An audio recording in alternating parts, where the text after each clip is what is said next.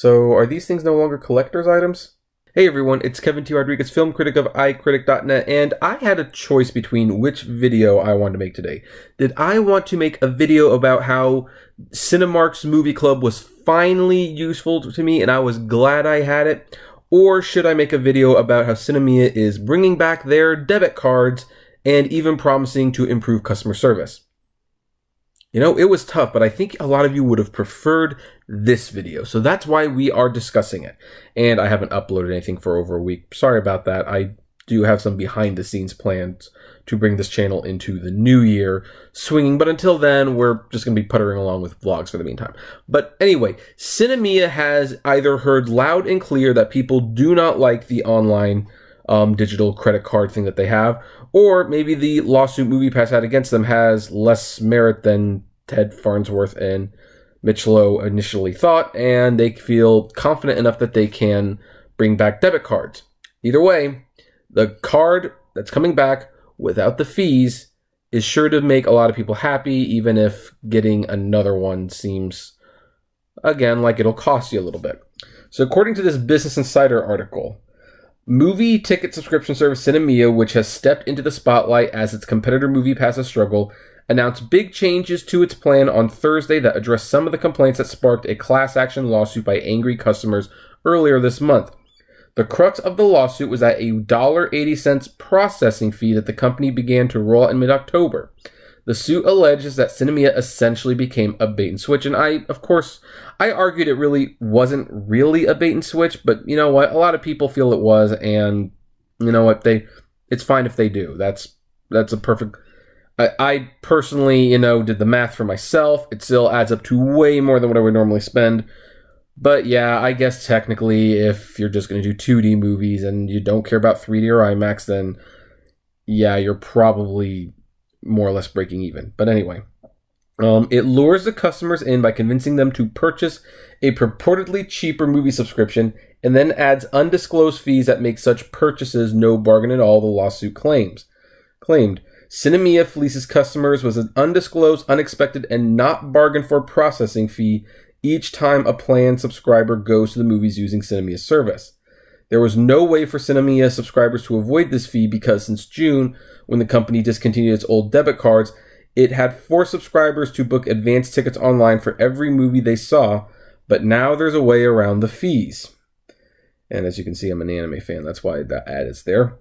On Thursday, which is yesterday by the time this video goes up, Sinemia announced it was rolling out new Sinemia debit cards that would allow subscribers to, quote, avoid the service and convenience fees associated with buying tickets online.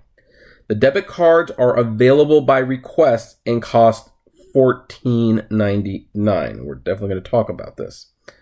If you use the card to buy tickets at the theater, you won't get charged extra fees. If you buy the tickets in advance online, you will still incur the fees, however. They weren't going to go away completely. Sinemia also said Thursday that it was taking steps to fix another common customer complaint: terrible customer service. Quote, Sinemia has increased their customer support team to help address any issues users have and get answers to them faster, the company said. Sinemia has an F rating from the Better Business Bureau. Then this guy writes, since I started writing about Sinemia early this month, I have gotten over 150 complaints from customers. The two biggest themes were sneaky fees and the lack of customer support.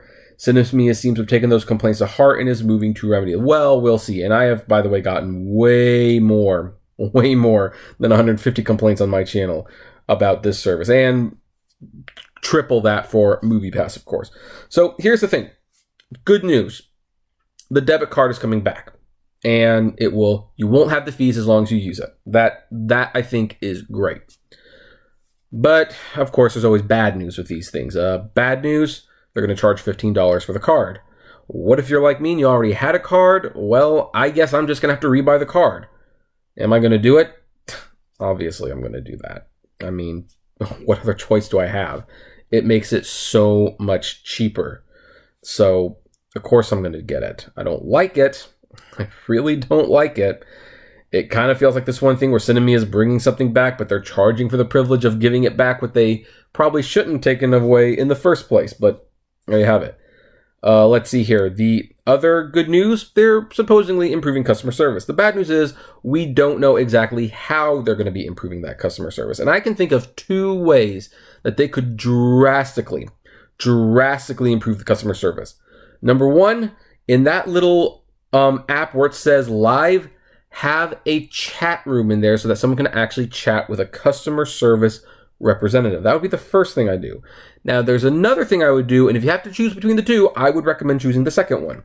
And that is if you are having problems with the Sinemia app, if you can, because I actually had this problem today, and in fact, I guess I will tell this story because I wanted to see Mirai tonight, the new film by Mamoru Hosoda, and it was A-list member excluded, so of course I'm going to use the Sinemia. However, none of the Sinemia digital cards were working.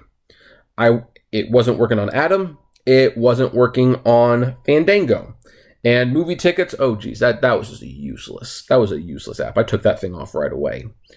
Now here's the other thing though, because I almost wonder if the universe didn't want me to see it because Atom also wouldn't use my regular debit card, which is active and I do know works, so there is a slight possibility that both apps were just down because Atom wasn't accepting the regular credit card, and whenever I went to Fandango, instead of saying like, oh, the zip code and the credit card number don't match, it said there was an internal server error.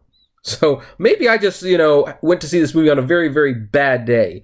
But the bottom line is I still would have had to pay out of pocket until I remembered, oh, I still have 1 ticket left on my free movie club trial for Century. So I used it and Katie ended up not being able to go with me. So it actually worked out pretty good. But if that did not work out that way, I would have been out of pocket $25 to see the movie, which, I would have been perfectly happy to pay this particular movie $25 because this isn't Avengers. It's not like they don't need my $25. Mirai could definitely use my $25. So I would have been happy.